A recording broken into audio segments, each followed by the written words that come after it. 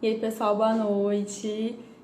Hoje a gente vai fazer mais um circuito de lives comigo e dessa vez eu vou ter a honra de receber o professor Rodolfo Pamplona aqui no Explica Direito Ana. Só vou esperar ele entrar, tá? E a gente começa. A gente vai conversar hoje sobre um tema muito pertinente, né? Que está atingindo todo mundo, que é o aumento do consumo pela internet.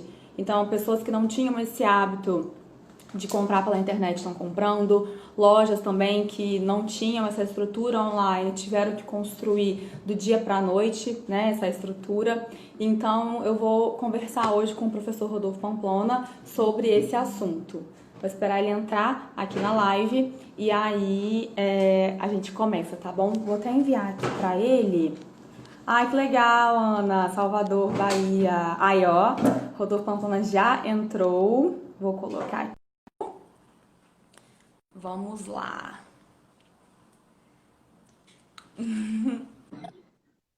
Olá, Olá, boa noite, tudo bem? boa noite, que prazer. Prazer é todo meu, estou à sua disposição para conversarmos aí sobre o jeito do consumidor virtual e a pandemia do Covid-19. Será um prazer, Exatamente. Ai, ó, deixa eu só colocar aqui um minutinho. Todo tranquilo. mundo tá vendo a gente bem aí? A conexão tá boa, professor? Por enquanto tá boa, estou aqui, ainda estou no pacote de dados, acho que é melhor do que no Wi-Fi, né? Aham. Pela experiência, tem sido a melhor saída para a gente fazer algumas observações. Aí eu estou à sua disposição para te bater o papo. Essa aqui vai ser minha live, acho que é 245, salvo engano, a Gente, 245ª. Então, estou à sua disposição, tem sido ai, uma oportunidade muito legal. Eu perfeito. fico muito feliz, pessoas que têm acompanhado as lives desde o início, têm continuado aqui. Estou vendo aqui o Lauro de Campos, lá do TRT de São Paulo, do Sejus, que é do Sul, tem participado de várias lives, interagido. Eu tenho feito aqui novos amigos e revisto velhos amigos. Tem sido aqui um prazer enorme, né? E a oportunidade, né? Eu costumo repetir com frequência, né, uma frase de Gandhi, de que quem não vive para servir não serve para viver, né? E desde que eu entrei no isolamento presencial, a forma de que eu senti para poder colaborar com a comunidade, né, foi justamente trazer aqui as minhas referências, as minhas reflexões sobre diversos campos, direito civil, direito do trabalho, direito do consumidor, processo do trabalho, né, metodologia, filosofia, arte, o que é possível, eu estou à disposição, né, para te bater um papo Com e, quem certeza. sabe, tirar dúvidas do cidadão e da cidadã. Né? Então, é uma forma bem interessante da gente servir a todos aqui. E aí, estou aqui já sentadinho, esperando o que a senhora mandar. Manda aí. Beleza, gente, ó, eu faço aqui também algumas lives, professor, óbvio que não nesse número, nessa quantidade, né? E o objetivo da live é conversar com as pessoas que não são do direito e fazer essa conexão, né, de uma maneira fácil, direta, para que todo mundo entenda no final. Então, o tema eu achei bem pertinente a gente conversar sobre isso, porque o aumento do consumo, né, das compras online, né, com essa pandemia, foi uma coisa assim, disparada. Então, um lojista que não tinha uma estrutura teve que criar uma estrutura em pouquíssimo tempo. Uma Verdade. pessoa que não tinha o hábito de consumir acaba consumindo e às vezes sem saber, sem ter essa noção, porque muita gente vai na emoção, vê um valor, vê um produto, É, compra, coloca os dados e aí, né? Então, o objetivo é a gente conversar sobre isso, eu estou à focado sua mais disposição nessa para isso. parte do consumidor. Então, antes da live, que se você quiser, você puder fazer uma apresentaçãozinha para o pessoal te conhecer. Muita gente te conhece, te admira como eu, mas tem gente também que veio pelo tema. Tá certo, estou à disposição, meus amigos, minhas amigas. Quero dizer aqui a oportunidade de explicar, né? Estou aqui, explica direito, Ana, então agora vai ser explicar direito, Pamplona. Eu explico direito em linguagem de gente, nada de juridiquês, tentar conversar aqui com os amigos e amigas que não são da área do direito. Né? Eu tenho atuado há alguns anos, né? Eu já sou um coroa, né? Então já estou na magistratura e no magistério há 25 anos, né? atuo aqui na Justiça do Trabalho como juiz, mas sou professor concursado de Direito Civil, tenho uma obra sobre isso, a coleção de Direito Civil, é o novo curso de Direito Civil na Saraiva, também é o manual de Direito Civil, e escrevo em diversos ramos, inclusive do direito consumidor, que é um microsistema jurídico muito particular e que precisa realmente compreender, ser entendido na sua integralidade, até para a gente não entrar no campo do chute. E aí, nesse ponto, tirar as dúvidas dos consumidores é algo muito importante. Nós tivemos algumas questões sobre isso na MP 928, a MP especificamente sobre os espetáculos. Né? Eu fiz uma live muito interessante com o Marcelo Timbó sobre isso. Né? Nós tivemos uma tentativa no projeto de lei 1179, que acabou se tornando a lei 14010, né? E também na 14020 da MP 936, já trata de algumas questões na área trabalhista, mas que podem também se referir aos consumidores. Então, estou à sua disposição para debater papo, dizer a todos e todas que, se puderem, me sigam também no Instagram. Para mim, o Instagram sou eu mesmo que uso, não é assessoria, não. Então, sou eu mesmo que respondo em inbox, né? Então, pode me seguir lá no Instagram e nos meus 2 canais no YouTube. Então, o canal Pamplona e o canal Papeando com Pamplona. Né? Todas as lives, eu peço que a senhora também deixe essa live disponível aí no IGTV, né? Claro. Aí, o que eu faço? A doutora Larissa Leite, que já entrou aqui, ela puxa a live, ela faz o download e já colocamos lá no canal Papeando com Pamplona, que é o canal que eu faço quando eu não sou anfitrião. Quando eu sou anfitrião, eu coloco no canal Pamplona, mas é interessante, é só para organizar isso, mas todos estão à sua disposição, gratuitos, para quem quiser aprender e rever algumas questões. Estou vendo muitas pessoas aqui que participaram comigo, já fiz lives aqui com a doutora Nécia, com a doutora Renata Vale, lá pela Comissão de Trabalho do OAB de Pernambuco. Então, tem muita gente boa que está participando aqui. Para mim é um prazer estar junto com vocês novamente. E aí, vejam lá. E, eventualmente, quem, além disso tudo, quiser discutir, além de direito, quiser discutir poesia, eu tenho 2 blogs de poesia, né? O rodolfopamplonafilho.blogspot.com e RPF-poesia. Coloque lá, vocês vão ter pelo menos uma poesia por dia. Meu compromisso com vocês, porque eu acho que a vida só tem graça com arte e filosofia. E não há nada melhor do que a poesia para ilustrar isso na nossa vida. Com certeza. Nossa, muito obrigada, muito bonito. Então vamos lá para o tema mais polêmico, né?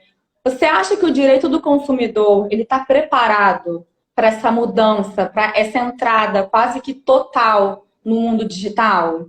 Não, definitivamente não. Na verdade, nós estamos, talvez, como se faz o poeta, né? Nós estamos, não há caminho. O caminho se faz caminhando. Nós estamos tateando nesse ponto, nos valendo dos modelos e paradigmas de antes da pandemia, algumas normas específicas para esse período, mas há muita incerteza, há muita dúvida.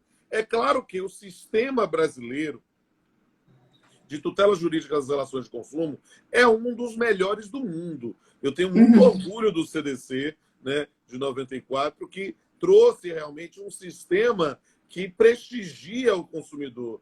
E aí, às vezes, aí o leigo pergunta: mas isso não impede que as pessoas sofrem? Nada impedirá, porque aí é falta de vergonha. Aí não tem como você imaginar uma sociedade em que as pessoas não vão cometer ilícitos. Vão cometer ilícitos. Mas o sistema é bastante razoável na ideia da disciplina geral. E, nesse ponto, trazendo a possibilidade de uma atuação ou de resolução. E muito das relações de consumo no Brasil foi aperfeiçoado justamente por causa da atuação, né, do Código de Defesa do Consumidor e dos mecanismos e dos institutos que trabalham esse tema, notadamente o PROCON, né, que tem feito um trabalho formidável em todo o país, cada uma das atuações, mas também vai o Ministério Público e em outras instituições também. Então, na verdade, nós temos um sistema normativo de tutela das relações de consumo muito bom, mas ele naturalmente não foi pensado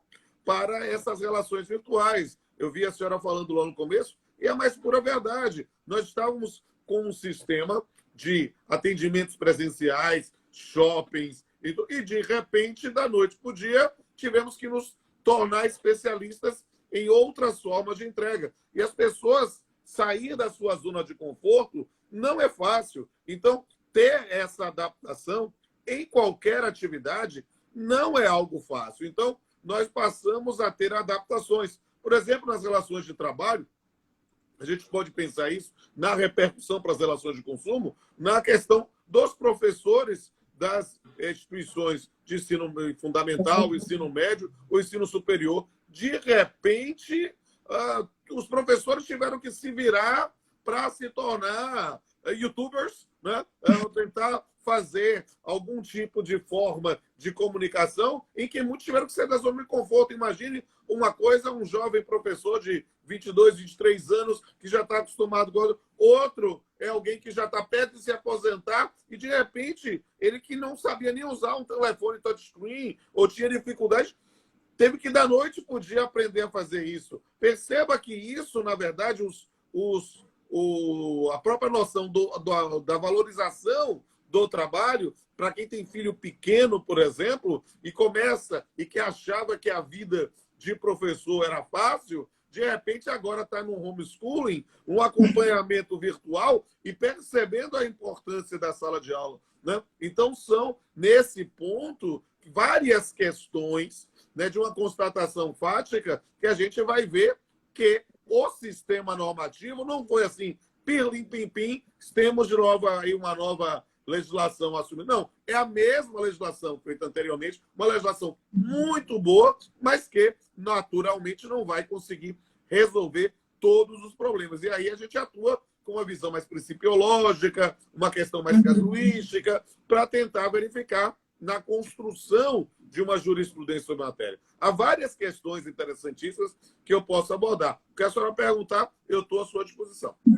Você comentou a questão do PROCON, né? Com o passar dos anos, o PROCON ele veio perdendo força. Pelo menos é isso que a gente costuma ver. Que as pessoas sempre dizem que o PROCON não adianta nada, você fazer a reclamação. Só que, na verdade, os consumidores, às vezes, eles não entendem, né? Não têm a paciência. Eu também sou consumidora, é óbvio que eu também fico paciente. Só que a gente tem que ter a paciência, né? Hoje em dia tem Na verdade, é o seguinte, é preciso entender que as designações para o PROCON são estadualizadas. Então, isso, às vezes, o maior ou menor grau de eficiência depende muito da política local. Mas perceba que o PROCON atua de uma forma, pensando numa concepção macro, uma macrovisão para o país todo. O PROCON atua muito para pacificar determinados conflitos. É claro que nós não estamos mais no começo dos anos 90, com um código desconhecido, em que aí o PROCON tinha uma atuação realmente muito maior, até mesmo para se conscientizar, porque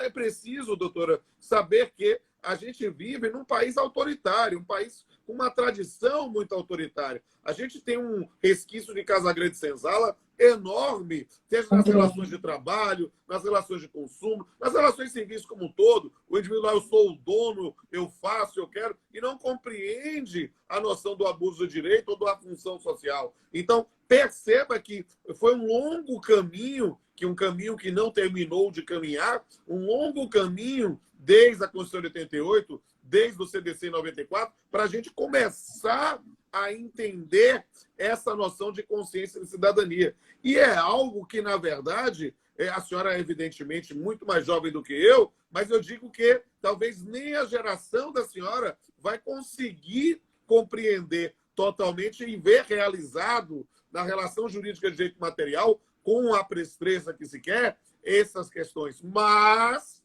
o fato é que quem é coroa como eu e acompanhou outros modelos, outras formas, faz com que perceba que houve um caminhar, mas um caminhar que deve ser continuado, que deve ser observado. E isso é extremamente importante. E aí, nesse ponto, eu digo que para os consumidores, que qualquer situação, eles devem procurar o PROCON mesmo. E a função do PROCON, a priori, é uma função conciliatória, é de chamar para verificar, porque também nós estamos convivendo com uma geração, né, de consumidores fast food, ou seja, eles acham que eu sou consumidor, eu estou pedindo e é para acabar e resolveu. Não é isso, porque às vezes você pode não ter razão. Então, garantir o contraditório é fundamental. Então, o indivíduo acha que o PROCON não resolveu. Peraí, o PROCON vai apertar um botão, ou eu não vou falar pirlim-pim-pim, porque Monteiro Lobato é para a minha geração. Vou dizer para a senhora, a pessoa vai lá em defesa das trevas em Hogwarts, dizer Cruciatus, Spector Patronum, e aí resolver. Não é isso. Não é uma varinha de condão, não é defesa da arte das trevas, é direito, pô. Então, o indivíduo ser chamado para uma tentativa de negociação é um caminho para tentar resolver o problema. Agora, Sim. perceba, se é uma situação, porque muitas vezes o problema é tópico, ou seja, é uma situação específica da pessoa, e aí sim você tem que resolver nesse campo da conciliação. Opa, é uma situação com diversas lesões iguais a sendo transcendendo, aí o PROCON tem que ir na jugular. Entende? Sim. Porque aí sim, opa, aqui já aconteceu com outro, aconteceu. Opa! E aí é o PROCON, é o Ministério Público, quando a gente perceba que aí não é uma situação, porque às vezes, né, para usar uma linguagem norte-americana mais acessível, shit happens. Às vezes acontece uma bobagem, acontece uma porcaria mesmo, e aí vamos tentar resolver. Mas às vezes é algo que é sistematizado. E aí, nesse ponto, a atuação dos fiscais é muito importante e também do Ministério Público. O que é que acontece? Talvez a sua observação possa decorrer também de uma, digamos, de uma postura ideológica do atual governo federal, né? Em que você tem, talvez, perceba, teve a MP da Liberdade Econômica, que se tornou a lei da Declaração de Direitos da Liberdade Econômica, dando uma ideia de que as empresas possam fazer tudo em qualquer horário, em qualquer forma, do jeito que quiserem. E a questão não é para ser assim. Mas aí é um conflito político, ideológico, que nós estamos vivendo há algum tempo e que a gente não tem, na verdade, de tomar um partido aqui. Não é essa a intenção, mas é uma constatação fática. A ideia de caráter, que às vezes talvez seja isso que algum cliente da senhora ou alguém falou para a senhora, não resolve. Por quê? Porque no passado havia toda uma diretriz de caráter punitivo. Sair já autuando, sair multando e depois discutir. A ideia, e é uma diretriz desde a lei da liberdade econômica, desde a MP, né, de pensar em algum aspecto pedagógico num primeiro momento para tentar resolver e só depois pensar em autuar. Isso pensando em situação tópica. É claro que uma situação que se repete, aí não, já é um campo para entrar diretamente na atuação do Ministério Público. Isso aí, com certeza. E é porque você comentou essa questão da geração fast food, né? A judicialização, ela aumentou demais, né, nos últimos anos. E você que tem muito tempo de estrada, você constatou isso com certeza. E eu lembro que na minha atuação em processo do Rio Grande do Sul, eu lembro que os juízes, eles sempre pediam para tentar essa conciliação na plataforma consumidor.gov e só então seria marcada a audiência de conciliação, né, para dar o andamento do processo. E eu nunca tinha me deparado com essa plataforma, a conheci através, né, dos processos do Rio Grande do Sul, e eu achei muito legal. Tudo bem que no caso que eu atuei, que era de companhia aérea, sempre, nunca chegava no acordo, né, mas tudo bem que isso é uma característica à parte também, questão de companhia aérea já é outra conversa. Não, Mas eu achei muito de verdade, porque eu sou consumidor também. Nesse período da pandemia, eu me isolei aqui no quarto e estou servindo todos e todas pelas lives, mas antes a minha vida era viajar todo final de semana em palestra, em um dado. Então, nessa questão de poder servir em palestras, em aulas online, em aulas presenciais em pós-graduação, o que é que acontecia? Com muita frequência, eu pegava o overbook, a perda de conexão, situação. Então, eu sou, digamos assim, um litigante muito comum no juizado de consumidor aqui. Por quê? Porque não se resolvia de forma amigável. Eu era o primeiro a querer resolver essa situação. Eu só não deveria, como consumidor consciente, ficar calado. Então, essa é uma circunstância que é importante. Mas a ideia é efetivamente poder ter algum tipo de manifestação para que o indivíduo possa, aos poucos, aprender a tratar o consumidor de forma mais decente. Mas perceba a própria noção do overbook. O próprio overbook é regulado. A Sim. própria noção do atraso, né? Já está Já conecta. Acaba, olha, se não for superior a 4 horas, a gente perceba, são construções que foi a partir de determinado momento. E aí a gente precisa entender bem essa questão justamente nessas formas de solução conciliada. Ter mecanismos como esse que possam efetivamente funcionar e não ser somente uma etapa burocrática para depois ir ao Poder Judiciário, deve ser a diretriz. Nós precisamos estimular formas de solução negociada e não querer passar etapas simplesmente pro forma. Me permita fazer uma homenagem aqui ao Lauro, que o Lauro atua há alguns anos no Sejusc, que é um mecanismo de conciliação extremamente importante, né, em todo o país. Ele trabalha no Sejusc em São Paulo, mas perceba, a gente precisa efetivamente compreender que isso deve ser uma lógica para todo o judiciário. Para quê? Porque existem questões que não vai ter jeito mesmo. Se não vai ter jeito, aí vai lá. Mas se há possibilidade de resolver, às vezes com técnicas, né, de convencimento, porque o indivíduo chega lá na justiça cheio dos direitos, acha que está com o direito para o lado do autor e o réu está sendo injustiçado. E, na verdade, às vezes, uma comunicação, um esclarecimento pode ser muito importante para a visualização e para a resolução, né, para a pacificação do conflito. Com certeza. Professor, eu postei aqui, né, as perguntas, se o pessoal tinha pergunta para fazer para o senhor, e aí eu fiz um compilado, né? Certo. E são temas super interessantes que a gente podia responder essas perguntas. Vamos fazer assim, pau e bola. Você pergunta, eu respondo, vai direto. Vai ser ótimo. Isso aí, ó. Vamos lá, sobre estorno. O estorno, né, a devolução do dinheiro, né? Como é que funciona, como é que a gente consegue colocar isso para o consumidor que está assistindo a gente? Bem, perceba, tirando a situação específica da pandemia, em que nós tivemos uma medida provisória especificamente segurando esse estorno para poder ser devolvido em até 1 ano, pensando no primeiro momento da pandemia, tirando aquela hipótese, né, pensando nas relações como um todo, o estorno é uma das possibilidades de atuar como consumidor. E perceba, se eu não tive o serviço prestado, ou prestado da forma como foi pactuado, eu tenho direito à devolução. Não se pode imaginar um enriquecimento indevido. O indivíduo consumiu e depois quer o dinheiro de volta, porque aí nós temos que pensar nessa adequação. Mas, sem sombra de dúvida, é preciso, na verdade, otimizar a forma de efetivação dos estornos, ou seja, nessa devolução. Há determinadas empresas, inclusive, eu não vou dizer o nome porque fica aparecendo propaganda, né? Mas que tem nessas situações, quando há algum tipo de hipótese, algum tipo de prestação do serviço, comprou um móvel, o móvel não veio exatamente, elas até pensam 2 vezes se querem que devolva, porque o custo do transporte para receber de volta algo do gênero, às vezes elas devolvem o dinheiro e dizem, pode ficar com esse aqui mesmo, né? Mas é claro que a gente precisa entender que é uma situação absolutamente excepcional. Sobre essa questão do frete, né? Uma outra pergunta foi essa, que quem que arcaria com esse frete numa possível devolução?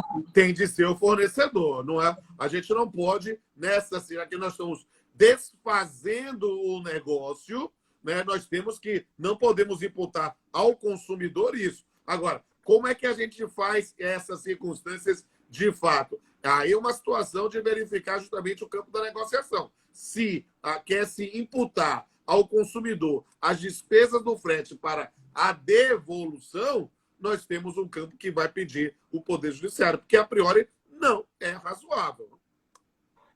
Uma outra questão também, uma outra pergunta que foi feita que é muito interessante, sobre a questão do direito de arrependimento. Se tem alguma possibilidade do consumidor não estar tão certo ao usar o direito de arrependimento, né? Se ele é usado amplamente. Olha, perceba, a ideia de um direito de arrependimento parte de um pressuposto de boa-fé objetiva, né?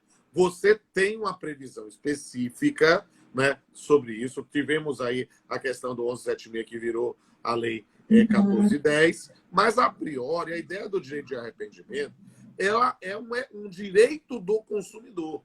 Porque Porque perceba, o arrependimento parte da premissa de que você não usufruiu do bem. Uma das questões muito complexas nesse ponto sobre o jeito de arrependimento é, por exemplo, arrependimento em roupas. O indivíduo comprou, usou a roupa e se Você arrependeu. arrependeu. Entende? Perceba que em sistemas que tutelam de forma ainda mais rigorosa as relações de consumo, como o norte-americano, tem gente que faz isso a rodo. Tem gente que vai, pega a roupa, usa para festa e depois devolve, dizendo, não estou satisfeito. Entende? A gente vê isso nos filmes, né? Mas que é uma espécie de golpe nesse ponto. Mas, a priori, é algo que parte do pressuposto de que não houve o uso. Se há o uso, há um campo de negociação para, nesse ponto, pensar numa redução. Porque, perceba, o exercício de um direito de arrependimento na forma prevista originariamente no Código de Defesa do Consumidor é uma garantia do consumidor, porque por causa da publicidade extensiva. Tem pessoas que não conseguem se controlar, né? Entra no shopping, é uma perdição. Ou seja, se vê lá, sale, né, que o pessoal fala uma liquidação, sale, ele pira, ela pira. Então você precisa efetivamente compreender uma necessidade de ver um outro lado da moeda. Por quê? Porque o marketing, a propaganda, é feita realmente como uma forma de estimular o consumo. Às vezes eu fico brincando, só para falar assim, eu, por exemplo, adoro comer. Não vou mentir, gosto de comer, sou gordinho, né? Então, falo com liberdade. Aí eu adoro comer hambúrguer, adoro. E aí eu ganho um hambúrguer, ou vou e compro um hambúrguer, eu faço a propaganda. Eu faço de graça, eu faço assim, ó, vou fazer aqui. Eu gostei, estou incentivando a economia local, alguma coisa assim.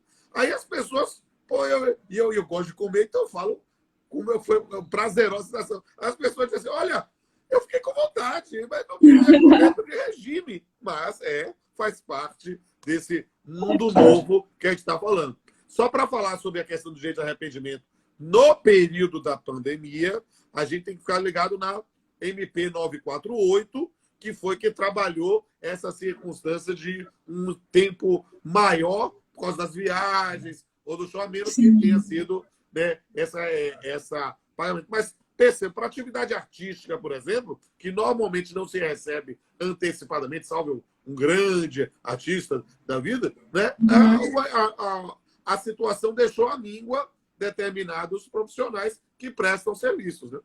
Sim.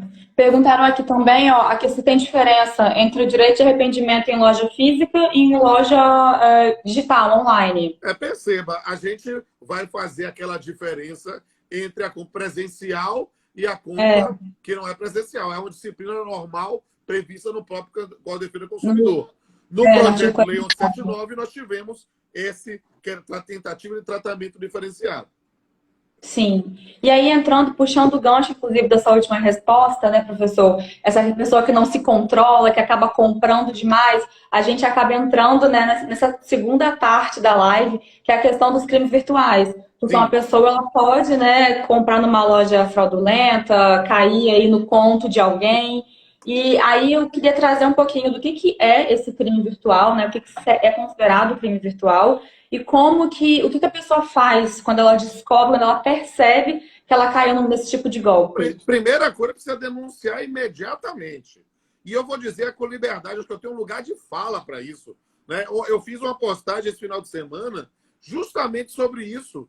Foi ótimo a nossa live ter caído logo depois disso. Por quê? Porque uma pessoa, eu participei aqui, dou aula em vários cursos, né, online, coordeno pós-graduação em direito contratual, em direito do trabalho, participo de outros cursos como professor convidado, e estou participando, inclusive, de um curso específico como professor convidado, é uma aula bônus, só de 2 horas, sobre audiências telepresenciais. Uma pessoa, um filho de uma égua, vou usar essa expressão assim, para não falar um palavrão, estava fazendo um golpe com o meu nome. Criou um perfil Pamplona Oficial, dizendo que estava fazendo o curso com 9 aulas sobre audiência. Eu até pretendo algum dia fazer um curso, mas literalmente perceba que a pessoa estava vendendo e uma pessoa que fez a denúncia para mim, né? Se a pessoa, eu quero checar aqui, o senhor está tendo esse curso? Eu digo, não tenho curso, o curso que eu tenho é esse aqui, tal, tal, tal. E aí, minha filha, você denuncie. Aí ela até mandou uma mensagem agradecendo, porque o que eu fiz? Eu fiz o print screen da conversa dela que ela mandou inbox para mim no Instagram. Vou botar no feed, viu? Vou mostrar para todo mundo, porque já pensou nesse ponto a pessoa fazendo essa situação? E isso pode acontecer com qualquer um de nós. Por quê? Porque nesse momento em que estamos, na maior parte, isolados presencialmente, nós estamos consumindo muito mais. E virtualmente, consumindo desde do almoço ou do jantar do dia, a vinhos ou coisas para casa, e de repente a gente acha lá um preço interessante. Opa, entrou na liquidação. Irresistível. Opa, aqui, ó, vamos entrar aqui. É uma Black Friday ou uma Black Fraud? A gente precisa entender isso. Por quê? Porque realmente há muitas tentações no campo virtual quando a gente entra nessa circunstância. E a gente precisa denunciar. Não se cale, né?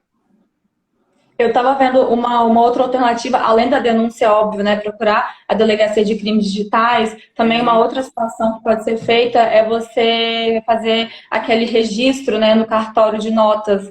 Porque ato notarial, né, justamente para fazer em relação a... Mas perceba que, querida, essa é uma questão que, digamos assim, eu vou fazer o link com a sua primeira pergunta na abertura da live. Nós ainda não estamos acostumados com isso. Porque o cara que cria um perfil, vamos botar assim, criou perfil, explica direito Ana com N só, ou explica direito Ana oficial para fazer dos cursos da doutora Ana, não sei o quê. Ele cria isso e funciona 2, 3, 5 dias. Quando tem a primeira denúncia lá no próprio Instagram do perfil, ele abandona. Quantos de nós não receberam telefonemas dizendo: eu estou aqui com o seu filho, com a sua filha, aqui, eu preciso que você deposite tal, tal, tal. Quantos? Todo mundo conhece alguém que foi vítima ou que recebeu uma ligação. E, gente, isso é terrível. Ou, situação terrível também, muito comum, o indivíduo clona o telefone, acessa o WhatsApp e pede dinheiro.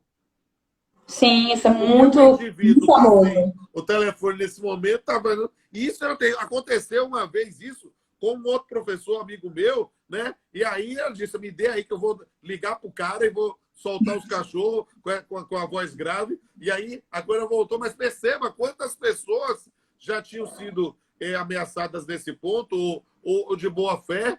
Às vezes você recebe, eu estou achando estranho, recebendo pedido de dinheiro de fulano de tal. Eu não sabia que fulano de tal estava com tanta dificuldade. E a gente, na boa fé, perceba, as grandes vítimas são as pessoas de boa fé, porque a gente fica doído nessas circunstâncias. Então, a gente precisa efetivamente denunciar sempre. Denuncie sempre. Por quê? Porque a gente fica numa situação de que... Por que a denúncia é importante? A denúncia é importante, eu vou falar aqui com absoluta verdade, menos para a vítima e mais como solidariedade social. Sim. Por quê? Porque nesse caso, quando você começa, já fez... Eu tenho mais de 80 mil seguidores aqui no Instagram. Olha, quando eu vejo alguém com algum denuncio na hora, bloqueio, etc. Por quê? Porque não dá para você vacilar, porque ele cria outro perfil. Com certeza. As pessoas percebam, a gente só bloqueia pessoa de boa fé. Como assim, Pamplona? É verdade. A pessoa fica triste com você porque ele te bloqueou, te fez um amigo. Por quê? O estelionatário, ele cria outro perfil. ele já está em outra, já está enganando outra pessoa. Na verdade, é preciso ver. E aí eu digo com liberdade, para fazer aqui, explicando a questão agora. Claro que eu estou pensando muito na solidariedade, mas pensar também no indivíduo. Essa moça que me disse: professor, eu caí nesse golpe, professor. Aí eu digo: minha filha, eu vou denunciar isso aqui, botar no ficha, bloqueio, tal, tal, tal. E aí ela depois, ela não me pediu, não, ela só me comunicou o fato. Depois ela disse, professor, eu quero lhe agradecer. Por quê, minha filha? Porque ainda bem que o senhor é um cara de boa fé e fez isso e denunciou isso aí. Sabe por quê? Porque eu fui no banco, fui tentar no banco para cancelar essa compra e eles não queriam fazer, achando que eu estava querendo me arrepender de alguma coisa que eu estava ignorando. E aí eu juntei o print screen da sua denúncia. Por quê? Pois é. Porque nesse ponto a gente precisa ser solidário. Comentaram aqui. Quando eu coloquei lá, eu estava nesse ponto pensando em advertir todos que eventualmente pudessem cair nesse golpe, mas também sendo solidário com ela que sofreu o golpe, porque ela passou a ter uma denúncia de quem é supostamente o professor do golpe, para que ela pudesse fazer a prova perante a instituição financeira. Porque a instituição financeira, naturalmente, não vai querer devolver dinheiro rapidinho. Sim, com certeza. Entende? A Inclusive, gente precisa perguntaram sobre falar sobre... isso. Diga aí, desculpa, eu não ouvi. Não, perdão, não, eu te interrompi, que perguntaram sobre isso, a questão do estorno do cartão, que os bancos, eles realmente acabam não ajudando o consumidor fica querendo aquele estorno e o banco dificulta, e às vezes o estorno acontece às vezes em 2 faturas, né? Não é muito rápido esse processo. E aí perceba, quando você imagina essa questão do estorno, a lógica é imaginar que deva ser na fatura seguinte. Né? Que aí já no mínimo 30 dias. Mas perceba, quando há desdobramentos, quando a compra é parcelada, você vai ter estornos paulatinos, entra, sai. E isso parte do pressuposto que você tem um bom relacionamento com o seu banco, mas a maior parte das pessoas não tem. E aí, se você já tem aquele contato com o gerente, já sabe que é uma pessoa de credibilidade, não sei o quê, consegue ser mais um cidadão em geral. Pode ficar nesse ponto, e por isso talvez ele tenha que se valer, às vezes, do Poder Judiciário. Com certeza. Não no caso, obviamente, né, do senhor que estaria ministrando o suposto curso. Mas o que o consumidor ele pode fazer, né, para garantir que isso não vai acontecer? Tudo bem que, nesse caso, usaram o seu nome, que é uma pessoa conhecida, uma pessoa respeitada, então, né, as pessoas não imaginariam que fosse uma fraude, né, enfim, uma coisa fake. Mas o que o consumidor ele pode fazer? Bem, aí a cautela e canja de galinha não faz mal a ninguém. Não vá na compra imediatamente. Perceba, verifique se o perfil é esse, verifique se tem, quantos seguidores estão lá, entre para ver quem são os seguidores. Porque quando você vê um monte de seguidor assim, com nomes indecifráveis, chineses, opa, o cara está comprando servidor para ganhar credibilidade. Né? Veja se é gente mesmo que está ali. Né? E aí você pode ir na segurança. Aí é um campo interessantíssimo para falar sobre a nova normalidade. Por quê? Porque a gente vai ter, sem sombra de dúvida, um grande investimento em cursos virtuais, em prestações de serviços virtuais. E aí o que é que acontece? O indivíduo, nesse ponto, precisa ter cuidado para ver quem é a instituição que supostamente está embasando isso. Né? Temos isso aqui, a doutora Nessia falando, isso está acontecendo com Deus e o mundo, ligando para dizer, eu sou assessor de doutora Ana, estou querendo chamar você para uma live, não sei o quê, tal. Isso está acontecendo porque não há limites para a criatividade humana quando quer fraudar direitos. E aí a gente precisa ter cuidado com essa. Então, certifique a credibilidade. Alguém te ligar dizendo que é assessor de fulano de tal para fazer live ou reunião, tem alguma coisa errada. Né? Você precisa, na verdade, verificar, porque você é que liga. Né? Você é que propõe. Né? Nesse caso, tem de ir também para pensar numa reclamação nesse ponto. O jurídico ao ponto comentou a questão do Reclame Aqui, e era até o que eu ia falar. Sempre que eu vou fazer uma compra num site que primeira vez que eu estou comprando, eu sempre dou uma olhadinha rápida no Reclame Aqui. A minha pós-graduação também, que foi online, eu também olhei no Reclame Aqui, porque algumas reclamações, é óbvio, né, vão existir. Nada é perfeito, nenhum negócio é perfeito. Mas a gente tem que ponderar também quais são as reclamações, né? Porque muita Exatamente. gente também não faz essa ponderação, né? E uma outra coisa que... Ah, não, pode falar, professor, desculpa. Não, é justamente é checar isso. Você está fazendo um investimento. Esse negócio que alguns aplicativos que vendem assim, ó, se você fechar a compra agora, nos próximos 10 minutos, você terá um desconto de tanto assim. Só faça isso, meu amigo, se você tiver certeza do que o aplicativo é idôneo e se você quiser, porque é uma pressão psicológica, né? A gente precisa ter esse cautela para na hora de fazer mesmo.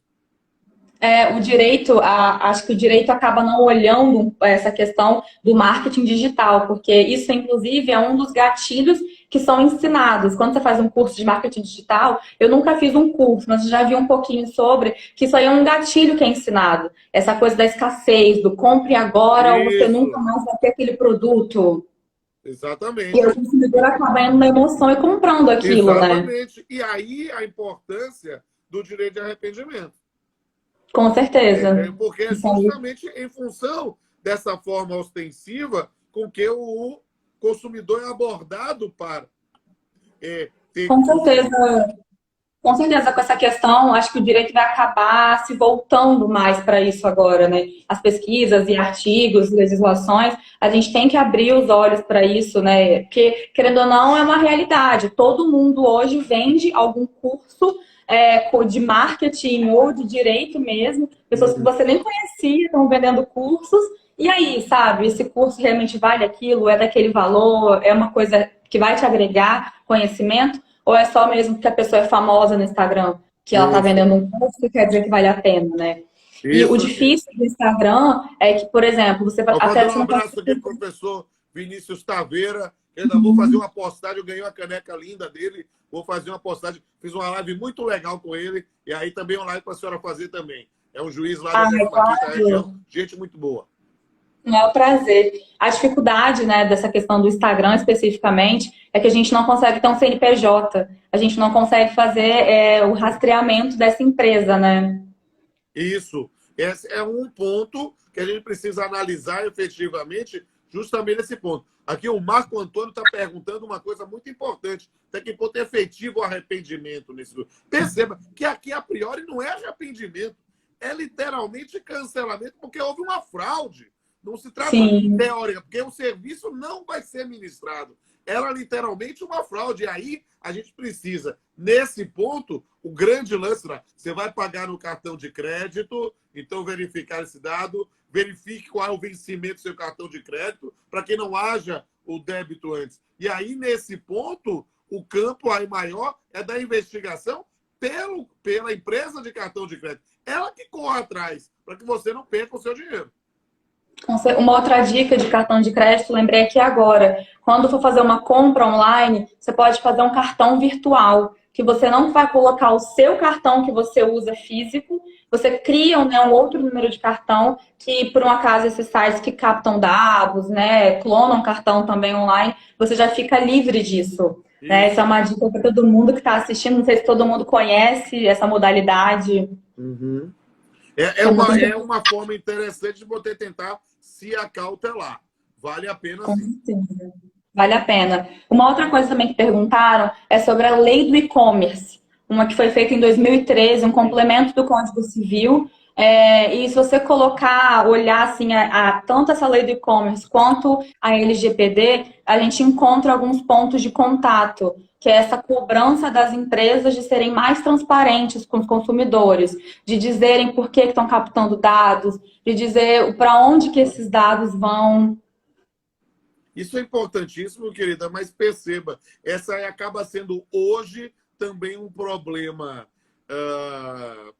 sensível do ponto de vista político pelo adiamento da vigência da Lei Geral de Proteção de Dados. Por quê? Porque a norma hoje existente ainda é muito tímida na proteção dos dados. Estou falando dos consumidores mesmo, mas não somente disso. Nós precisamos realmente.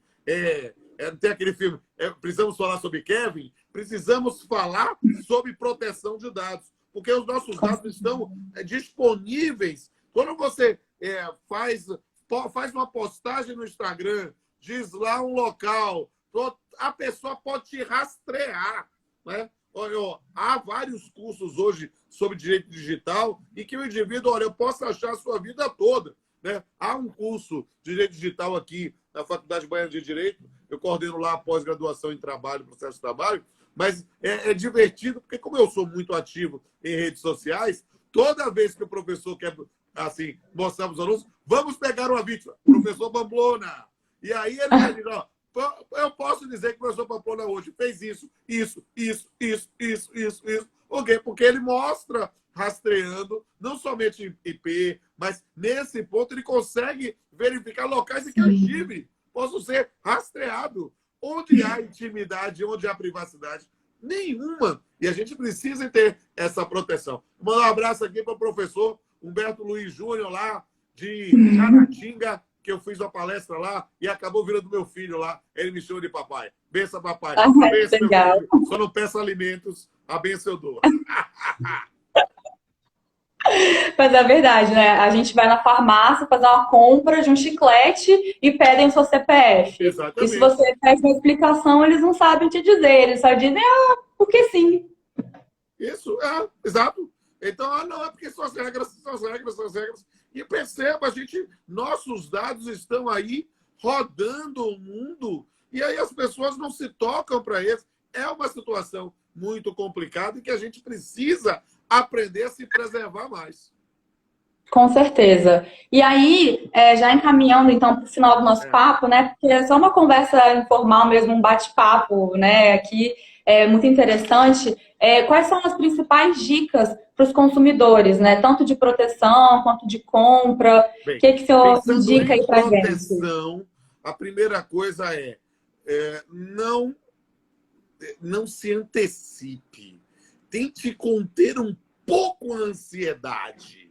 Né? Você está interessado em determinado produto, pesquise, veja os preços.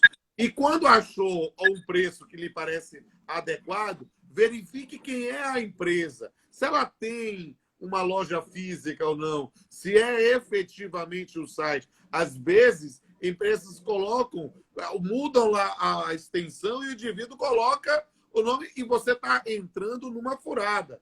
Verifique se é aquela mesma. Então, a gente precisa ter esse cuidado no campo da prevenção. Se, porém, você foi vítima de mais um desses estelionatários do mundo virtual, a dica que eu lhe dou é não se cale, denuncie, avise as pessoas que são de suas relações, porque se você acabou dando seus dados, é possível que, através dos seus dados, eles se aproximem de outras pessoas próximas a você que podem ser vítimas e você, de forma indireta, está contribuindo para esse resultado. Então, denuncie. Né? O exemplo da menina, para mim, foi excelente. Ela ficou na dúvida. Ela efetivou a compra. E depois que efetivou a compra, que mandou uma mensagem para mim. E eu sou super acessível no Instagram de um professor estudando.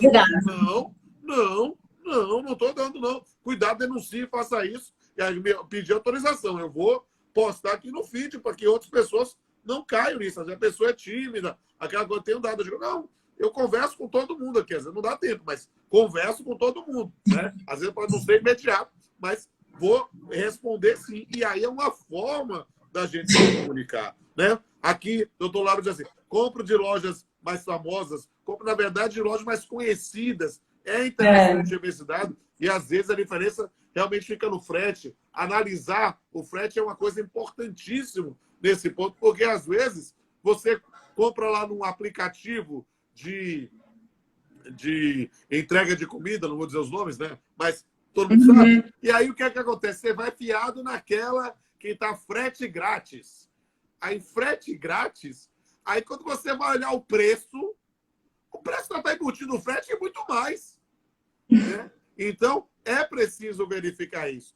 No campo aí da prevenção, o meu filho de Caratinga, lá, doutor Humberto, está lembrando também, vá à Polícia Civil para rastrear o IP. É uma forma importante também. É claro que hoje, em período de pandemia, A gente está com mais dificuldade na comunicação, a depender da cidade, que pode estar com algum lockdown. Mas é algo que a gente tem que estar ligado, sem sombra de dúvida, nesse combate. A Flávia perguntou agora, sites que imitam lojas famosas, como as americanas.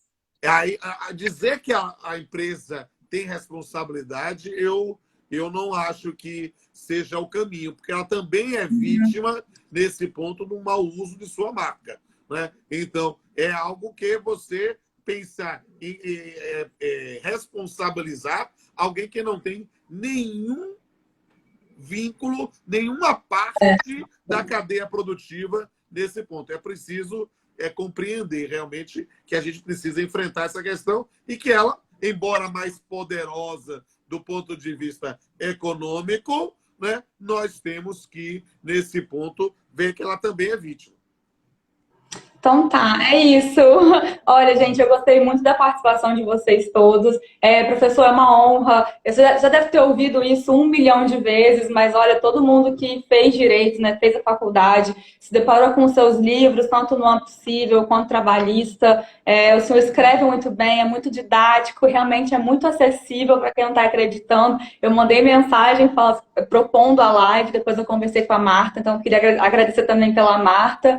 E eu estou muito feliz, de verdade. É muito interessante que o senhor dê essa oportunidade para jovens advogados como eu, porque a gente não tem muito onde se amparar. Então, a gente se inspira realmente nos grandes, né? Então, eu fico muito feliz mesmo de o senhor ter aceitado esse convite. E o prazer foi todo meu, minha querida. Eu quero ter a oportunidade de algum dia conhecê-la pessoalmente, dizer a todos e todas que estão aqui nos assistindo que eu quero realmente, quando a pandemia passar, poder voltar a viajar novamente, poder conhecer cada um, tomar um café. É algo que será um prazer conhecer, tirar uma foto. Para mim, é uma forma maravilhosa de interagir. A gente só vive uma vez e a gente precisa aproveitar as oportunidades que a vida nos proporciona. E digo a você e a todos e todas que estão lendo, eu realmente aceito e gosto de estimular jovens que estão aqui começando, atuando, batalhando o seu espaço. Para mim é importantíssimo ter essa interação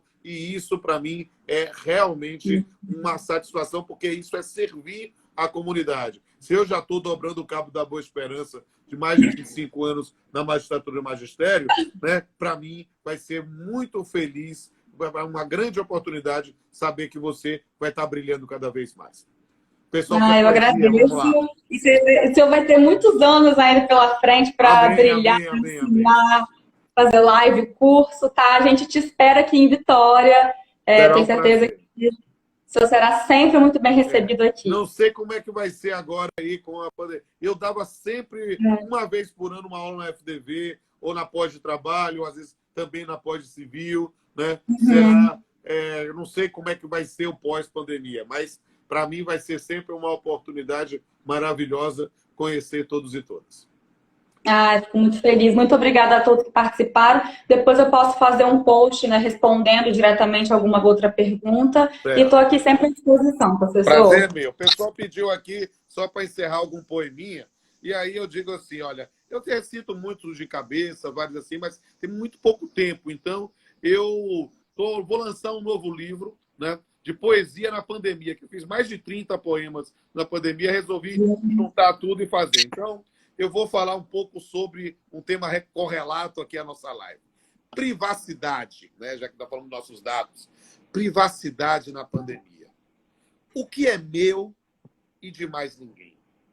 Qual é o local onde alguém não pode entrar sem ser convidado? No mundo das lives, audiências e webinars, será que ainda existe uma esfera onde não se possa penetrar? Quando a privacidade se abre de verdade, não há, na realidade, mais qualquer intimidade.